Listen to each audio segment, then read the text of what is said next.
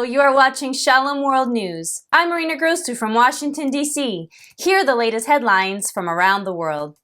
Pope Francis called on the faithful to pray for all people suffering the consequences of war, especially Ukrainian, Israeli, and Palestinian civilians who were killed, he said during his Wednesday general audience. The Holy Father invoked just peace and reiterated his belief that war is always a defeat. Meanwhile, the Catholic Bishops' Conference of England and Wales issued a statement urging the UK government to bring about a humanitarian ceasefire in Gaza, end the suffering in the Holy Land, and immediately release all hostages. Additionally, the heads of the Christian churches in Europe also condemned the violence in the Holy Land. In the meantime, Jordanian heads of churches postponed Christmas celebrations in solidarity with the suffering people. A new report highlights Christianity is expanding in some of the most persecuted nations in the world, including Nigeria, China, and Iran.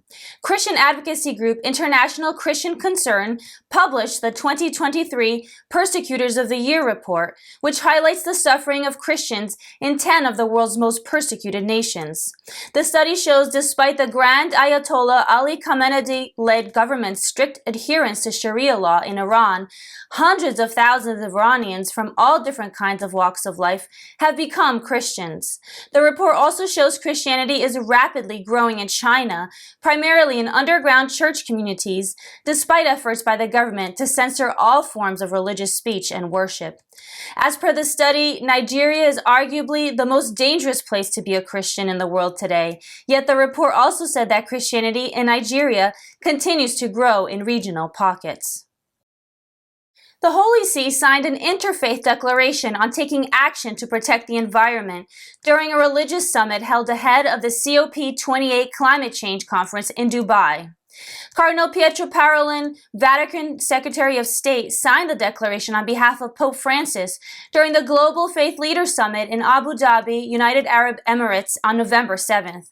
The Interfaith Declaration on Climate Action towards COP28, signed by 28 leaders representing over 19 different religions, faith traditions, and denominations, states that our faith instills in us a sacred duty to cherish not only our human family, but also the fragile ecosystem that cradles us. In a statement, the leaders expressed their shared concern for the escalating climate impacts that endanger the planet and the immediate need to address this global crisis.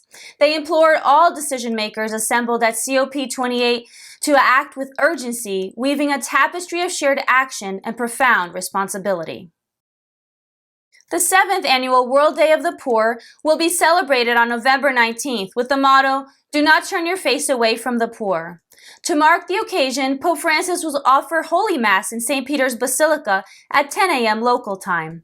This initiative was first proposed in 2017, and the Pope desired to urge the Church to come out of its walls to encounter poverty in the multiple meanings in which it manifests in today's world. This year, the World Day of the Poor will have a more direct participation of the Dicastery for the Service of Charity. The Holy Father has accepted the request that many acts of charity in the Diocese of Rome be carried out by the Dicastery, together with the lunch with the poor that Pope Francis will host in the Pope Paul VI Hall after the Eucharistic celebration. Representatives of 59 organizations championing human rights in China have written to U.S. President Joe Biden, appealing to him to prioritize Beijing's lack of improvement in human rights while holding talks with China's Xi Jinping. This comes ahead of the Asia-Pacific Economic Cooperation, also named APEC, summit in San Francisco, in which the Chinese premier is expected to take part. The representatives reminded Biden of his earlier statements that the United States would hold the Chinese government accountable for its abuses of the international system. In the letter, they said that Biden should inform his Chinese counterpart that incessant violation of rights in Hong Kong would further harm ties. They also want the administration to continue addressing the ongoing Chinese crimes against humanity in the Uyghur region. In Mexico, the medical fraternity is objecting to the criminalization of conscientious objection to certain procedures and therapies. This comes in the wake of the Chamber of Deputies approving an initiative that modifies the general health law on this particular matter. The bill is now with the Senate for analysis and debate. Representing 60 federations and medical colleges, Dr. Luis Francisco Molina-Jai told the media that they reject the criminalization of the exercise of the right to conscientious objection. The president of the Mexican College of General Medicine, Dr. Molina-Jai, said that they demand autonomy and freedom as health professionals and the right to conscientious objection. He also added that medical professionals be allowed to exercise their rights and engage in free professional practice. In September 2021, the Supreme Court of Justice of the Nations declared invalid Article 10b of the law on health that regulates conscientious objection.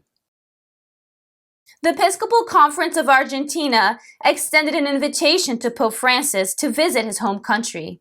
During the 123rd Plenary Assembly of the Catholic Bishops, they sent a letter inviting the Holy Father. The head of the Argentinian Episcopate, Bishop Oscar Vicente Ojeda, signed the letter. In the letter, they said that they were joining the sentiment of their people who wished to meet their supreme pastor. The prelates also mentioned that the closeness and blessing of the Pope would do them a lot of good in these difficult circumstances. They concluded by entrusting the possible papal visit to the patroness of the nation, Our Lady of Lujan. Earlier in April and May this year, the Holy Father had expressed his desire to visit his home country next year. If it materializes, then it will be the first visit of the Argentine pontiff to his homeland after ascending to the throne of Peter. Métis militants in Imphal West District reportedly abducted 4 people, including 3 relatives of a serving Indian Army soldier on Tuesday, stoking fresh violence in ethnic strife-torn Manipur.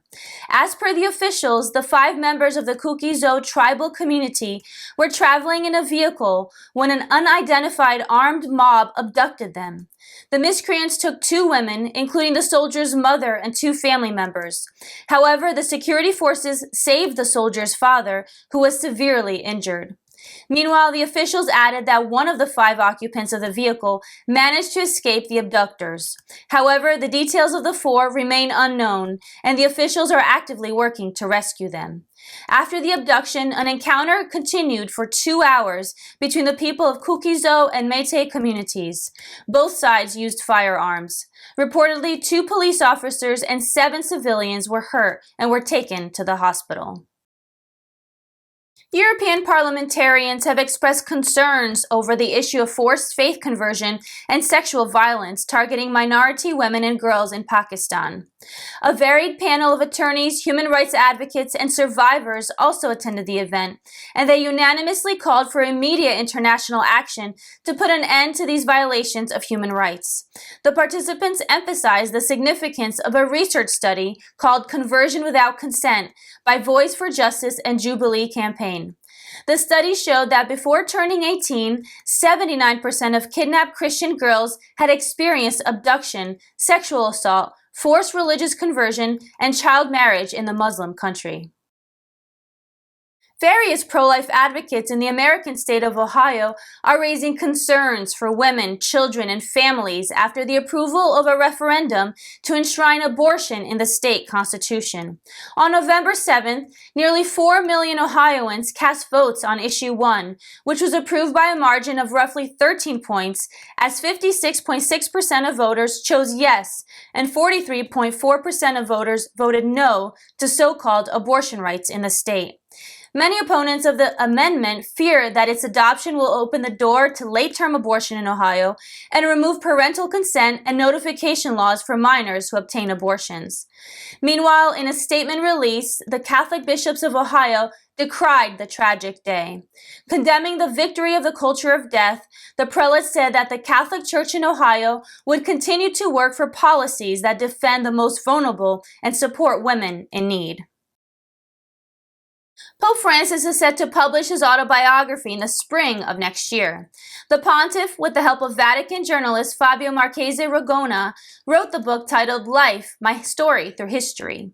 In it, the Pope reflects on historical events that have occurred in his lifetime. HarperCollins Publishers announced on Tuesday that it will publish the Pope's book in the spring of 2024 in the US, Europe, and Latin America. According to the publishers, the book will include the Pope's memories of the outbreak of World War II, the Nazi effort to exterminate the Jewish people, the atomic bombings of Hiroshima and Nagasaki, the fall of the Twin Towers, the 2008 financial crisis, Pope Benedict XVI's resignation, and the COVID-19 pandemic. Meanwhile, in a statement released, the Pope said that this book tells the story of his life through the most important and dramatic events humanity has experienced over the past 80 years. Several international Catholic leaders urged the Hong Kong Special Administrative Region's government to free well-known pro-democracy Catholic activist Jimmy Lai, who has been in prison for almost 3 years. Lai, who has been an outspoken democracy advocate in Hong Kong for years, founded the media outlet Apple Daily in 1995, which took a strong pro-democracy stance in the administrative region. The controversial national security law passed by China's communist-controlled government, which severely restricted free speech, led to Lai's initial arrest in August of 2020. 10 Catholic bishops and archbishops called on the government of the Hong Kong Special Administrative Region to immediately and unconditionally release Jimmy Lai in a petition this month.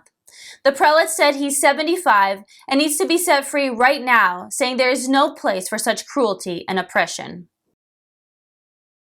A federal administrative court in the city of Leipzig in Germany has issued a landmark ruling stating the free availability of lethal drugs for euthanasia or ending one's life is not compatible with the state's duty to protect the public.